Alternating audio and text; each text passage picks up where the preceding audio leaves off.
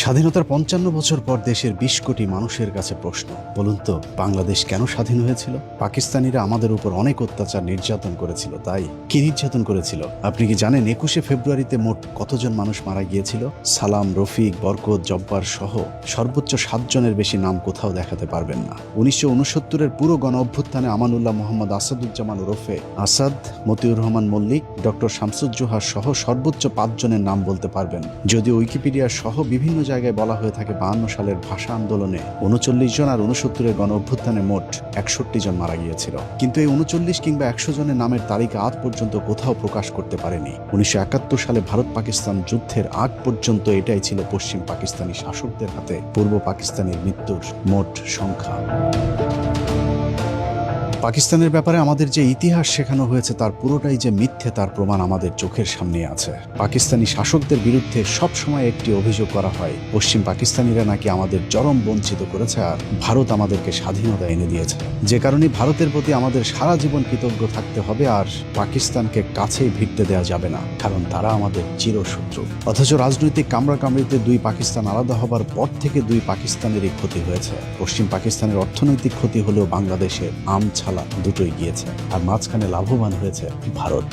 ১৯৭১-এর কথিত স্বাধীনতার পর থেকে আমরা হয়েছি পরাধীন। ওদিকে পশ্চিম পাকিস্তান বীরের মতো লড়াই করে যাচ্ছে চোখে চোখ রেখে। সামরিক শক্তির দিক থেকে পাকিস্তানের অবস্থান পৃথিবীতে এখন ১২তম, যেখানে বাংলাদেশের অবস্থান ৪০-এর কাছাকাছি। বাংলাদেশের কথিত স্বাধীনতার ৫৫ বছর পার হয়েছে। পাকিস্তান থেকে আলাদা হয়ে বাংলাদেশ শুধু দুই জায়গায় এগিয়েছে, এক তৈরি পোশাক খাত আর বিদেশে শ্রমিক রপ্তানি। এই দুই খাতের মাধ্যমেই পৃথিবীতে আমরা কামলার জাতি হিসেবে খ্যাতি পেয়েছি। অথচ ৫৫ বছর আগে পশ্চিম পাকিস্তানি শাসকেরা আমাদের পূর্ব পাকিস্তানে যে শিল্প বিপ্লব ঘটিয়ে গিয়েছিল তা শুনলে এই প্রজন্মের কাছে অলৌকিক মনে হবে।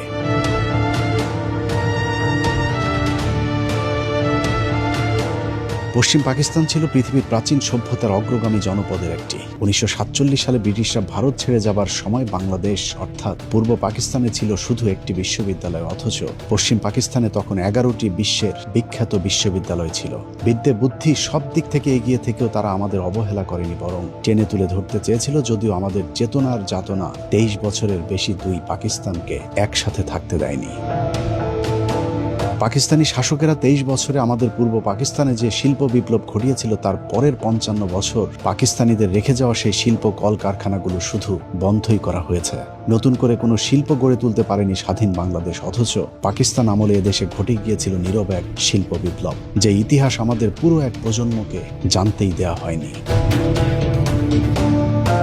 বাংলাদেশের পাটকে পাকিস্তান আমলে বলা হতো সোনালী আঁশ, কিন্তু পাটের স্বর্ণযুগ এমনিতেই আসেনি। পাকিস্তানি শাসকদের পরিকল্পনায় বাংলাদেশে গড়ে তোলা হয়েছিল আদমজি জুট মিল। শুনলে অবাক হবে, নারায়ণগঞ্জ শহরে অবস্থিত আদমজি জুট মিলটি তৎকালীন পৃথিবীর বৃহত্তম পাটকল ছিল। ১৯৫০ সালে প্রতিষ্ঠিত আদমজি জুট মিলটি তৎকালীন পশ্চিম পাকিস্তানের বাওয়া পাটকলের আদলে তৈরি করা হয়েছিল, যেখানে উৎপাদিত উন্নত মানের পাটজাত দ্রব্য সারা পৃথিবীতে রপ্তানি করা হতো। বিশেষ করে ইউরোপের দেশগুলোতে পাকিস্তানের পাটজাত দ্রব্যের ব্যাপক চাহিদা ছিল। স্কটল্যান্ডের ড্যান্ডি শহরের নামানুসারে আদমজি জুট মিলকে প্রাচ্যের ড্যান্ডি বলা হতো। সেই প্রতিষ্ঠিত শিল্পটি কথিত দেশ স্বাধীন হবার পর শেখ মুজিবের পরিবারের লুটপাটে ধ্বংস হয়ে গিয়েছে। বাংলাদেশ বর্তমানে শতভাগ কাগজ আমদানি করলেও ৫৫ বছর আগে আমরা কাগজ রপ্তানি করতাম। ১৯৫৩ সালে পাকিস্তান শিল্প উন্নয়ন সংস্থা রাঙামাটি জেলার কাপ্তাই উপজেলার চন্দ্রঘোনায় কর্ণফুলী পেপার মিল প্রতিষ্ঠা করে। তৎকালীন সময়ে এশিয়ার সর্ববৃহৎ কাগজ প্রস্তুতকারক প্রতিষ্ঠান ছিল এটি, যেখানে মোট ৩০,০০০ শ্রমিক কাজ করত। ১৯৫৯ সালে খুলনার খালিশপুরে খুলনা নিউজপ্রিন্ট মিলস লিমিটেড প্রতিষ্ঠা করে পাকিস্তান সরকার। দেশের সর্ববৃহৎ এই নিউজপ্রিন্ট কাগজ মিলটিতে বছরে ৫০,০০০ মেট্রিক টন কাগজ উৎপাদিত হতো। দেশ স্বাধীন হবার পর সেই মিলটিও বন্ধ করে দেওয়া হয়। এছাড়া ১৯৫০ সালে ঢাকা জুট মিলস, একই বছরে খুলনা জুট মিলস, ১৯৫৩ সালে চট্টগ্রামের আমিন জুট মিলস এবং কর্ণফুলী রেয়ন মিল, চন্দ্রঘোনা পেপার মিল, প্রগতি ইন্ডাস্ট্রিজ, ইস্পাহানি কটন মিলস এবং ১৯৬৮ সালে বাংলাদেশের একমাত্র তেল শোধনাগার ইস্টার্ন রিফাইনারিও বাংলাদেশের উপর নির্যাতনকারী পশ্চিম পাকিস্তানিরাই তৈরি করেছিল। ৫৫ বছরে আর একটিও তেল শোধনাগার তৈরি করতে পারেনি কথিত স্বাধীন দেশের সরকার। পূর্ব পাকিস্তানের বিদ্যুতের চাহিদা পূরণে কাপ্তাই জলবিদ্যুৎ, কর্ণফুলী বিদ্যুৎ উৎপাদন কেন্দ্র, শাহজিবাজার বিদ্যুৎ উৎপাদন কেন্দ্র, আশুগঞ্জ বিদ্যুৎ উৎপাদন কেন্দ্র প্রতিষ্ঠান করে পাকিস্তান সরকার। পূর্ব পাকিস্তান এক মহাশিল্প বিপ্লবের দিকে এগিয়ে যাচ্ছিল। শিল্পায়নে লকি East Pakistan Industries Development Corporation প্রতিষ্ঠা করা হয়। চট্টগ্রাম বন্দরটি মোঘল আমলে কার্যক্রম চালু হলেও এর মূল অবকাঠামো এবং আধুনিকায়নের কাজ করে পাকিস্তান সরকার। 1960 সালে চট্টগ্রাম বন্দর কমিশনারকে চট্টগ্রাম বন্দর ট্রাস্ট হিসাবে মর্যাদা দেওয়া হয়। এছাড়া মংলা সমুদ্র বন্দর, Gazipur machine tools factory, Gazipur সমরাস্ত্র কারখানা, তেজগাঁ শিল্প এলাকা, হাজারীবাগ ট্যানারি শিল্পাঞ্চল, খুলনার খালিশপুর শিল্প এলাকা, চিটাগাং ড্রাই ডক সবই করেছিল আমাদের উপর নির্যাতনকারী পশ্চিমা শাসক গোষ্ঠী। অনেক চেতনাধারীরা আবার বলে থাকে পূর্ব পাকিস্তানের মিল কল কারখানায় উপার্জিত অর্থ নাকি পশ্চিম পাকিস্তানিরা সব নিয়ে যেত, কিন্তু পূর্ব পাকিস্তানের কোনো উন্নয়ন তারা করত না। চলুন পশ্চিম পাকিস্তানিরা এদেশের মানুষের কল্যাণে কতটা আন্তরিক ছিল সেটা একটু দেখা যাক। প্রথমে শিক্ষা থেকে শুরু করা যাক। দেশের সর্বোচ্চ বিদ্যাপীঠ ঢাকা বিশ্ববিদ্যালয় ব্রিটিশ আমলে প্রতিষ্ঠা লাভ করলেও এর বেশিরভাগ সম্প্রসারণ হয়েছে পাকিস্তান আমলে। শিক্ষার মানের দিক থেকে ঢাকা বিশ্ববিদ্যালয় ছিল পৃথিবীর 100 বিশ্ববিদ্যালয়ের তালিকায়, যে কারণে পাকিস্তান আমলে ঢাকা বিশ্ববিদ্যালয়কে বলা হতো প্রাচ্যের অক্সফোর্ড। কথিত স্বাধীনতার পর পাকিস্তানের চিহ্ন মুছে ফেলার সাথে সাথে বিশ্ববিদ্যালয়ের নাম ডাকও মুছে ফেলা হয়েছে। এক সময়ের 100 বিশ্ববিদ্যালয়ের তালিকায় থাকা প্রতিষ্ঠানটি এখন 1000-এর তালিকাতেও নেই। ঢাকা বিশ্ববিদ্যালয় প্রতিষ্ঠায় যারা গুরুত্বপূর্ণ ভূমিকা রেখেছিলেন তাদের মধ্যে অন্যতম মোহাম্মদ আলী জিন্নাহ। তার ব্যাপক অবদানের কারণে ঢাকা বিশ্ববিদ্যালয়ের একটি হলের নাম রাখা হয়েছিল জিন্নাহ হল। অথচ ঢাকা বিশ্ববিদ্যালয় প্রতিষ্ঠার বিরোধিতা করা রবীন্দ্রনাথকে পুজো করে সেই জিন্নাহকে বানানো হয়েছে ভিলেন। এমনকি মোহাম্মদ আলী জিন্নাহর হলটির নাম পরিবর্তন করে 1971 সালে সূর্য সেন হল রাখা হয়েছে। যদিও রবীন্দ্রনাথের মতো সূর্য সেনও আজীবন পূর্ব বাংলার মুসলমানদের বিরোধিতা করেছিলেন। পাকিস্তানের বিখ্যাত কবি আল্লামা ইকবালের নামে 1957 সালে ইকবাল হল স্থাপিত হয়। 1972 সালে ওই হলের নাম পরিবর্তন করে সার্জেন্ট জহুরুল হলের নামে নামকরণ করা হয়। অথচ এই জহুরুল হক ছিল ভারতীয় গোয়েন্দা সংস্থার একজন চর। শেখ মুজিবের সাথে আগরতলা ষড়যন্ত্র মামলার আসামিও ছিল এই ভারতীয় এজেন্ট জহিরুল হক। এভাবে বিশ্ববিদ্যালয়ের সর্ববৃহৎ হল মহসিন হল সহ বেশিরভাগ অবকাঠামো প্রতিষ্ঠিত হয় পাকিস্তান আমলে। ঢাকা বিশ্ববিদ্যালয়ের পাকিস্তান আমলে কতটা জৌলুস ছিল তার প্রমাণ স্যার পিজা হাট ইন্টারন্যাশনাল হল প্রতিষ্ঠা। ঢাকা বিশ্ববিদ্যালয়ে পাকিস্তান আমলে এত বেশি বিদেশি শিক্ষার্থী আসতে শুরু করেছিল, তাদের আবাসনের জন্য একটি হল নির্মাণের প্রয়োজনীয়তা দেখা দেয়, যে কারণে 1963 সালে ইন্টারন্যাশনাল হোস্টেল নামে আলাদা একটি ছাত্রাবাস করা হয়েছিল। স্বাধীনতার পর আওয়ামী লীগ হোস্টেলটির নাম স্যার পিজা হাট ইন্টারন্যাশনাল নামকরণ করে। ঢাকা বিশ্ববিদ্যালয়ের আদলে 1953 সালে রাজশাহী বিশ্ববিদ্যালয়, 1966 সালে চট্টগ্রাম বিশ্ববিদ্যালয় এবং 1970 সালে জাহাঙ্গীরনগর বিশ্ববিদ্যালয় প্রতিষ্ঠা করে পাকিস্তান সরকার। পূর্ব পাকিস্তান কৃষি বিশ্ববিদ্যালয়ের নামে বর্তমান বাংলাদেশ কৃষি বিশ্ববিদ্যালয়টি 1961 সালে পাকিস্তান সরকার প্রতিষ্ঠা করেছিল। বাংলাদেশের সর্বোচ্চ মেধাবীদের বিদ্যাপীঠ বাংলাদেশ প্রকৌশল বিশ্ববিদ্যালয় বুয়েট 1962 সালে পাকিস্তান সরকার প্রতিষ্ঠিত করে। যে সমমানের কোনো প্রতিষ্ঠান বাংলাদেশ 55 বছরে প্রতিষ্ঠা করতে পারেনি, বরং দিন দিন বুয়েট সহ ঢাকা বিশ্ববিদ্যালয়ের মান নষ্ট করা হয়েছে। মাত্র 23 বছরে পাকিস্তান মোট 4টি প্রকৌশল বিশ্ববিদ্যালয় প্রতিষ্ঠা করেছে, যেখানে 55 বছরে বাংলাদেশ সরকার করেছে মাত্র একটি।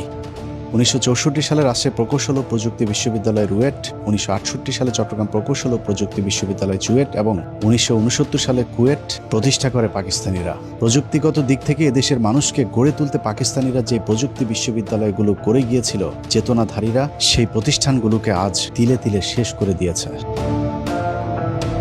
পাকিস্তানের সামরিক কর্মকর্তা এবং সাবেক প্রেসিডেন্ট আইয়ুব খানের 11 বছরের শাসনকাল ছিল বাংলাদেশের স্বর্ণযুগ। তৎকালীন পূর্ব পাকিস্তানে উন্নয়নের এক পসরা সাজিয়ে বসেছিল পাকিস্তান সরকার। ঢাকা শহরে Notre Dame college, residential college, Viqarunnisa Noon school and college সহ শীর্ষ 21টি কলেজ প্রতিষ্ঠা ছাড়াও ময়মনসিংহের Ananda Mohan college, Rangpur Carmichael college, Pabna Edward college, বরিশালের বিএম কলেজ, কারিগরি ও বিশেষায়িত কলেজ সহ অসংখ্য মানসম্পন্ন শিক্ষা প্রতিষ্ঠান প্রতিষ্ঠা করেছিল আইয়ুব খানের সরকার। যে সমমানের কলেজ 55 বছরে নতুন করে একটিও করতে পারেনি কথিত স্বাধীন দেশের সরকার প্রধানেরা। কারিগরি শিক্ষার মান উন্নয়নে তৎকালীন পাকিস্তান সরকার 1955 সালে ঢাকা পলিটেকনিক ইনস্টিটিউট, 1962 সালে চট্টগ্রাম পলিটেকনিক সহ মোট 17টি পলিটেকনিক ইনস্টিটিউট প্রতিষ্ঠা করেছিল। পাকিস্তান সরকারের দেখানো পথ ধরে পরবর্তীতে বাংলাদেশ সরকার 55 বছরে 32টি পলিটেকনিক ইনস্টিটিউট প্রতিষ্ঠা করে, কিন্তু এগুলো পাকিস্তানের প্রতিষ্ঠিত পলিটেকনিকগুলোর মানের ধারে কাছেও যেতে পারেনি। এছাড়া teachers training college, college of home economics, শারীরিক শিক্ষা কলেজ, সার্ভে ইনস্টিটিউট সহ কারিগরি শিক্ষার সবগুলো শিক্ষা প্রতিষ্ঠানই 60-এর দশকে আইয়ুব খানের শাসন আমলে প্রতিষ্ঠিত। বর্তমান বাংলাদেশ টেক্সটাইল বিশ্ববিদ্যালয় বুটেক্সের পূর্ব নাম ছিল ইস্ট পাকিস্তান টেক্সটাইল ইনস্টিটিউট, যা 1955 সালে পাকিস্তান আমলে প্রতিষ্ঠা করা হয়। ঢাকা আণবিক শক্তি কেন্দ্র, বাংলাদেশ কৃষি গবেষণা ইনস্টিটিউট, কৃষি বিশ্ববিদ্যালয় Mymensingh, ICDDRB forest research institute, jute research institute এবং চট্টগ্রাম কারিগরি প্রশিক্ষণ কেন্দ্র চালু করে হানাদার পাকিস্তানি সরকার। ব্রিটিশদের 200 বছরের শাসন আমলে বাংলাদেশে শুধুমাত্র একটি মেডিকেল কলেজ প্রতিষ্ঠিত করেছিল ব্রিটিশ সরকার, যেটি বর্তমান ঢাকা মেডিকেল কলেজ হাসপাতাল। যদিও সে সময় এর কার্যক্রম ছিল অত্যন্ত সীমিত। পাকিস্তানের 23 বছরে পূর্ব পাকিস্তানের নাগরিকদের জন্য চিকিৎসা সেবায় ব্যাপক কর্মসূচি হাতে নিয়েছিল পাকিস্তান সরকার, যাদের অক্লান্ত পরিশ্রমে ঢাকা মেডিকেলের বর্তমান আধুনিক রূপ দেওয়া হয়। তাদের মধ্যে বেশিরভাগই পাকিস্তানি চিকিৎসাবিদ।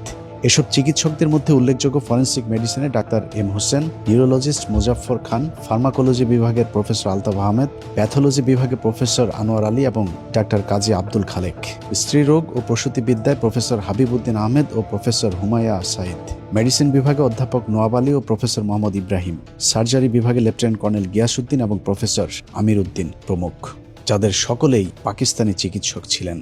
ঢাকা মেডিকেল ছাড়াও 1957 সালে চট্টগ্রাম মেডিকেল কলেজ, 1958 সালে রাজশাহী মেডিকেল কলেজ, 1962 সালে ময়মনসিংহ মেডিকেল কলেজ, একই বছর সিলেট মেডিকেল কলেজ এবং পরের বছর 1963 সালে স্যার সলিমুল্লাহ মেডিকেল কলেজ সবই পাকিস্তান সরকার প্রতিষ্ঠিত করেছিল। এছাড়া শেরেবাংলা মেডিকেল কলেজ প্রতিষ্ঠা করা হয় 1968 সালে, রংপুর মেডিকেল কলেজ প্রতিষ্ঠা করা হয় 1970 সালে, 1965 সালে institute of post graduate medical research বা IPGMR প্রতিষ্ঠা করে পাকিস্তান সরকার, বর্তমানে যেটিকে আমরা পিজি হাসপাতাল হিসেবে চিনি। 55 বছরে এই মানের কোনো পোস্ট গ্রাজুয়েট রিসার্চ ইনস্টিটিউট প্রতিষ্ঠা করতে পারেনি বাংলাদেশের সরকারেরা। কম্বাইন্ড মিলিটারি হসপিটাল বা CMH হাসপাতালের পূর্ব নাম ছিল পাকিস্তানের প্রেসিডেন্ট ইস্কান্দার মির্জা হাসপাতাল নামে। একইভাবে চট্টগ্রাম, বগুড়া, যশোর, কুমিল্লা, সিলেট, সাভার, ঘাটাইল, চট্টগ্রাম সহ সবখানেই নাম পরিবর্তন করে CMH রাখা হয়েছে, কিন্তু এর আসল কারিগর ছিল পাকিস্তান সরকার।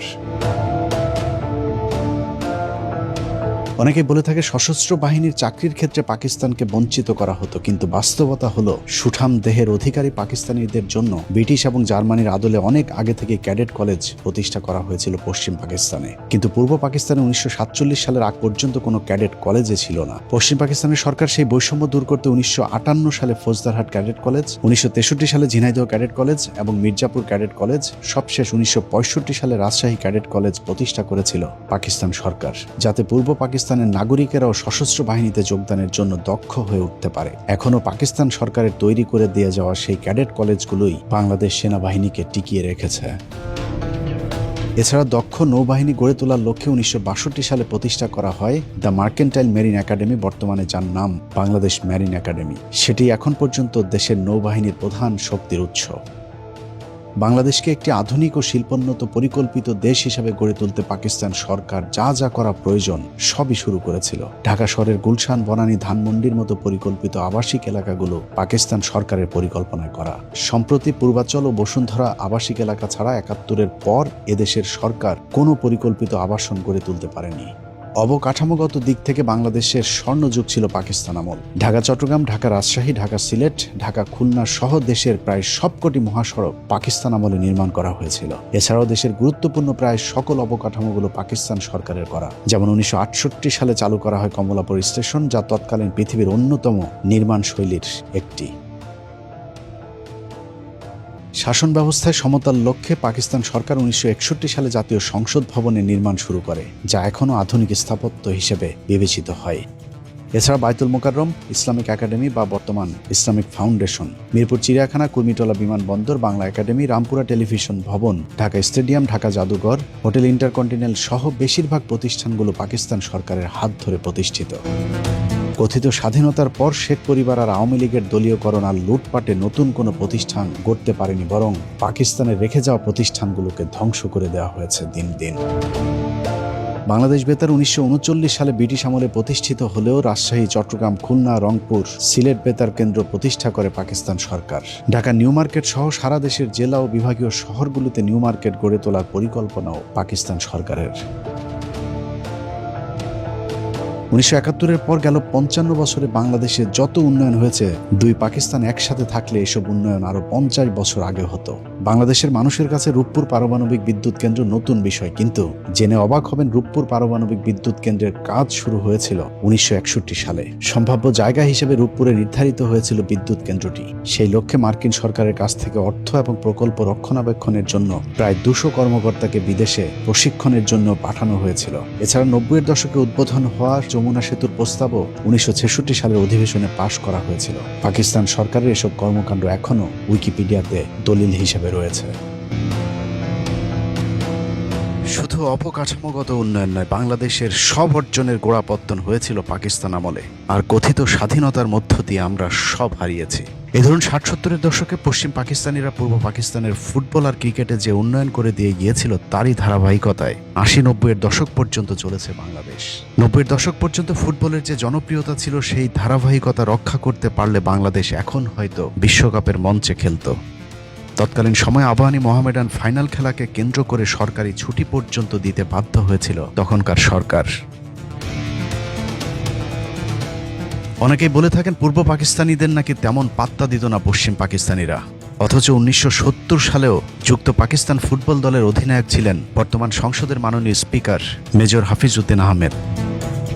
ফুটবলের সেই সোনালী সময় এখন আর নেই। 1997 সালে কেনিয়ার সাথে নাটকীয়ভাবে আইসিসির সেই ম্যাচ না জিতলে ক্রিকেটেও হয়তো বাংলাদেশ একদিন হারিয়ে যেত, অথচ ক্রিকেটের উন্নয়নও সেই পাকিস্তানের হাত ধরেই শুরু হয়েছিল। বাংলাদেশের জীবন্ত কিংবদন্তি রাকিবুল হাসান সহ যেসব তারকাদের হাত ধরে বাংলাদেশ ক্রিকেট উঠে দাঁড়িয়েছিল, তারা সবাই পাকিস্তান জাতীয় ক্রিকেট দলের সদস্য।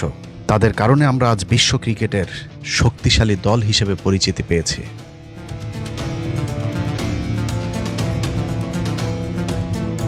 একই অবস্থা সংস্কৃতি অঙ্গনেও।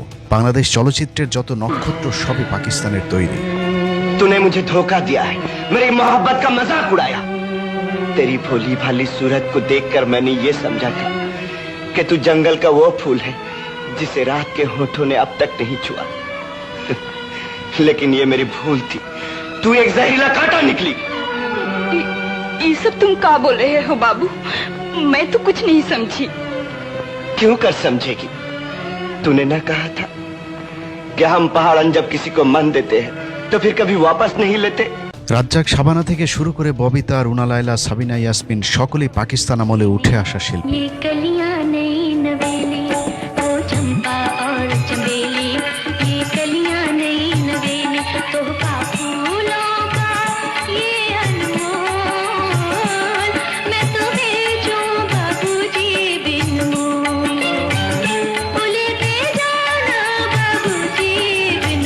স্বাধীনতার পর 1.5 দশকে সেই ধাক্কাতেই চলেছে বাংলাদেশ।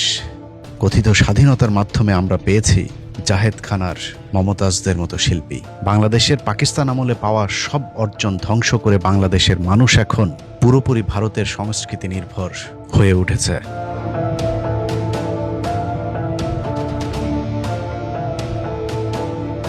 এটাই আমাদের 23 বছরের বঞ্চনার ইতিহাস। এবার চলুন কথিত স্বাধীনতার 55 বছরে আমরা কতটুকু এগিয়েছি সেটা দেখা যাক। 55 বছরে আমরা ঢাকা বিশ্ববিদ্যালয়ে শুধু একটি আলোচিত শাখা খুলতে পেরেছি, সেটা হলো চারুকলা। এই শাখায় পড়ুয়া বিজ্ঞানীরা প্রতি বছর বিশাল বিশাল মিসাইল, রকেট, স্যাটেলাইট উৎপাদন সহ নানা ধরনের আধুনিক জ্ঞান বিজ্ঞানের শাখায় বিচরণ করছে। 55 বছরে বাংলাদেশ সবচেয়ে বেশি এগিয়েছে নারীদের ক্ষমতায়নে। প্রতিটি অফিস আদালতে এখন নারীরা সেখানকার পুরুষদের লালসার শিকার। দেশ পেরিয়ে নারীদেরকে এখন পাঠানো হচ্ছে বিদেশে, সেখানে সকালে বাবার, দুপুরে ছেলের আর রাতে মেয়ে জামাইয়ের ধর্ষণের শিকার হচ্ছে আমাদের মা বোনেরা। আরেকটি খাতে উন্নতি হয়েছে, তা হলো তৈরি পোশাক শিল্প। অন্যের সুতা, অন্যের কাপড়, অন্যের করা অর্ডার বাংলাদেশে এনে কাপড় তৈরির পর অন্যের কাছে পাঠিয়ে দিয়ে যে আয় রোজগার হয়, তা দিয়ে বাংলাদেশের কিছু গার্মেন্টস ব্যবসায়ীর পকেট ভারী হয়, কিন্তু দেশের কিংবা গার্মেন্টস শ্রমিকদের কোনো উন্নতি হয় না। ইদানিং টিকটক শিল্পের ব্যাপক বিস্তার ঘটেছে। ঘরে ঘরে এখন টিকটকার, নারী পুরুষের অশালীন অঙ্গভঙ্গি আর বেহাইয়াপনায় ছেয়ে গেছে সোশ্যাল মিডিয়া। সব মিলিয়ে চারিদিকে পরকীয়া, বিবাহ বিচ্ছেদ, পারিবারিক অশান্তি যেন এক মহামারী রূপ ধারণ করেছে। ভণ্ড রাজনীতিবিদদের বক্তৃতায় আমাদেরকে বীরের জাতি হিসেবে পরিচয় দিলেও সারা দুনিয়ায় আমাদেরকে বানিয়ে রাখা হয়েছে ভিখারির জাতি। কোথাও এই জাতিকে সম্মান দেওয়া হয় না। কথিত স্বাধীনতার পর সবচেয়ে বেশি লাভ যেটা হয়েছে তা হলো শেখ পরিবারের। শেখ পরিবার আর আওয়ামী লীগের লুটপাটের স্বাধীনতার পর 3.5 বছরে না খেয়ে মারা যায় 15 লাখ মানুষ। আওয়ামী লীগের তৈরি রক্ষী বাহিনীর নৃশংসতায় মারা গিয়েছিল আরো 45,000 মানুষ। পাকিস্তানিদের 23 বছরে পুরো পূর্ব পাকিস্তানের ধর্ষণের মামলা হয়েছিল মাত্র 1,674টি। আর কথিত স্বাধীনতার পর শুধুমাত্র 75 পর্যন্তই বাংলাদেশে মোট ধর্ষণের মামলার সংখ্যা ছিল 11,326টি। তারপরেও এই স্বাধীনতাকে বাঙালির চরম পাওয়া হিসাবে প্রতিষ্ঠিত করা হয়েছে, আর পাকিস্তানকে বানানো হয়েছে চিরশত্রু। কথিত সেই স্বাধীনতা যুদ্ধেরও প্রতিটি পরতে পরতে রয়েছে মিথ্যা আর অসত্যের ধূম্রজাল। বলা হয়ে থাকে পাকিস্তানিরা আমাদের 30 লাখ মানুষকে হত্যা করেছে, 2 লাখ মা বোনদেরকে ধর্ষণ করেছে, অথচ 30 লাখ মানুষ মারা গেলে প্রতি গ্রামে অন্তত 45 জন করে মানুষ মারা যাবার কথা, কিন্তু 45 গ্রামে খুঁজেও পাকিস্তানি হানাদার বাহিনীর হাতে মৃত্যুবরণ করেছে এমন একজন মানুষকেও খুঁজে পাওয়া যাবে না। সব ভুয়ো হয়েছে, আছে কিনা তা তো জানি না। ওই যে মুক্তিযোদ্ধার ভাষায় হেলে না, আর কি বয়স হয়েছে, আরে ভাবে বীরাঙ্গনা বানাই, ওর নাম লো এইটা হেলে না। ওই যে মুক্তিযোদ্ধার চার দোকানদার যে মহিলা, ও কি বীরাঙ্গনা নেই? 71 সালে জন্ম হইতো হয়নি। ওরে বানায় রাখছে, ওই যে কয়জন নেতারা ওরে ঢাকা নিয়ে খেলাই টেলাইয়া ওই ইয়ে করছে। আমরা যখন গেলাম গা, আওয়ামী লীগ ক্ষমতা আসলো, আসার পরে দেয় এরা ইচ্ছা মতো গে 2টা লোকের বানাইছে। একটা হইল মহরকোনা, আর একটা হইল আমার এখানে। 30,000 টাকা ওই বার্তা পাইছে, আমরা কিন্তু 20,000 টাকা পাই। এই যে বানাইছে এই দ্বারা 50% বাক কইরা এই কয়েকটা নিচ্ছে নেশায় এইটা করছে। যে সমস্ত বীরঙ্গনা ইতিমধ্যে বিগত 15 বছর বা 17-18 বছরের মধ্যে যাদের নাম ধাম শোনা যাইতেছে এবং যারা আমাদের ওই নিয়মিত বেতন ভাতা পাইতেছে, এটা একেবারেই একটা কমপ্লিট একটা মিথ্যা প্রবঞ্চনার মাধ্যমে, যেটার কোনো বেসিক নাই, কোনো ভিত্তি নাই। বলা হয়েছে নারীদেরকে নির্যাতন করা হয়েছে, 2 লাখ নারীর কথা। 2 লাখ হোক 1 লাখ হোক, এটা আমাদের জন্য লজ্জা। কয়টা নারী থানায় দিয়ে মামলা করছে আমি নির্যাতিত হয়েছি আমার জানা নাই, কেননা থানার ওসিগুলি ছিল বাঙালি। আমাকে পাঠানো হলো 10 জন নারী রেপ হয়েছে চৌগাছা এলাকায়। চৌগাছা এলাকা হলো যশোর একটা অংশ, যেখানে ট্যাঙ্ক যুদ্ধ হয়েছে। এখানে 10 জন নারীর ধর্ষণের কথা বলা হয়েছে। আমি সরজমিনে যাই, কোনো নারীকে পাই নাই। নারী পাওয়া গেছে, কেউ স্বীকার করে না আমরা রেপ হয়নি, মিথ্যা কথা। কথিত 30 লাখ শহীদের 30,000-এর নামও আজ পর্যন্ত কোনো সংস্থা দিতে পারেনি। এমনকি বাংলাদেশ সরকারের পক্ষ থেকে বারবার আবেদন করার পরেও জাতিসংঘ 1971 সালের মুক্তিযুদ্ধের ঘটনাকে গণহত্যা হিসেবে স্বীকৃতি দেয়নি। তারপরেও ভারতের তৈরি করা ইতিহাসের গীত আমরা 55 বছর ধরে গেয়েই চলেছি। 2 লাখ ধর্ষণের যে আজগুবি গল্প বানানো হয়েছিল, সেগুলিও মিথ্যা, ভিত্তিহীন।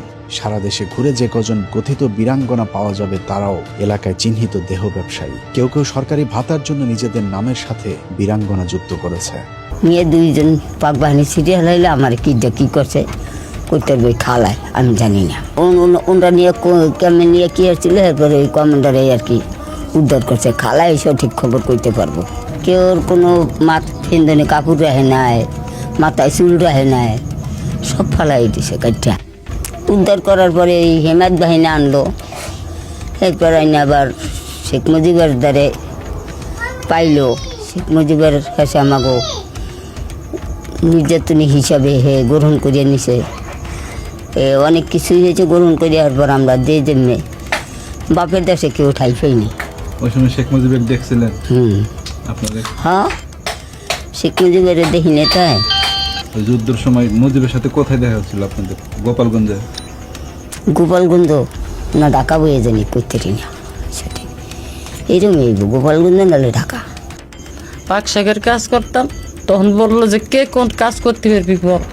আমি কে ভাই, আমি একটা বিস্ফোরণ তৈরি করি যুদ্ধের মধ্যেই।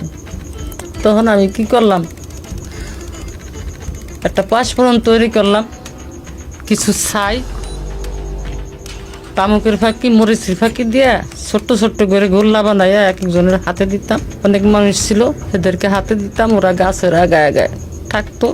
যখন ওইটা যে তখন পড়তো, তখন ওরা আসলে ভরা ছিঁড়ে মারলে ভরা ওকে নাক মুখ চোখ মুখ কানা হয়ে যেত গা।